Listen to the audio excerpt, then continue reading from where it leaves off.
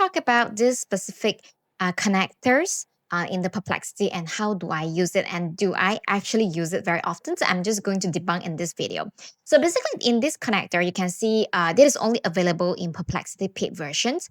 You can see you can connect like a lot of different apps, including Google Drive, Google Calendar, Dropbox, Asana, or any other tools that you may actually often use. So I personally have connected the Google Calendar as well as the Google Drive, and you can choose to connect like a different Google Drive and different Google connector, the Gmail accounts. It doesn't have to be the same emails account. So I'm just going to demonstrate like how you guys can use it. Like for example, if you have connected with the Google Calendar, you can actually ask the Perplexity to check your Google Calendar task for today. And of course, you can always choose the models that you want to use. And I'm choosing like a Claude Sonnet 5, and it's going to come up with. I'm asking for my today task is going to come up with task for today.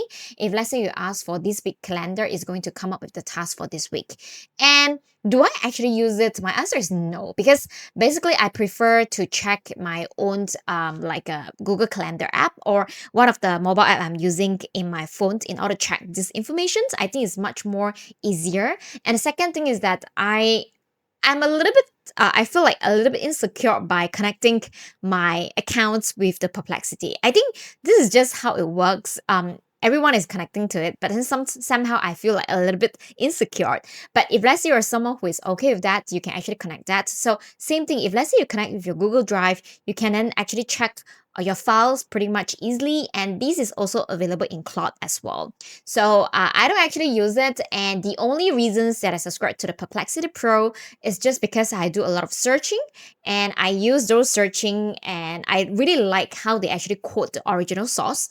And I use the searching in order to write some articles that is beneficial to my SEO. So maybe in the next video, I'm just going to demonstrate to you guys how am I doing that so that you guys can do the same as well. So if let's say you love all these different like Perplexity and Claude video tutorial, you may want to subscribe to my channels so that you can receive some updates with how am I using it. And if you're using like the Facebook in order to get more leads and clients, you don't want to miss out on all of my software to help you to automate the Facebook lead generation at junlo.net/all software. And I'm going to see you guys in the next video then. Take care. Bye.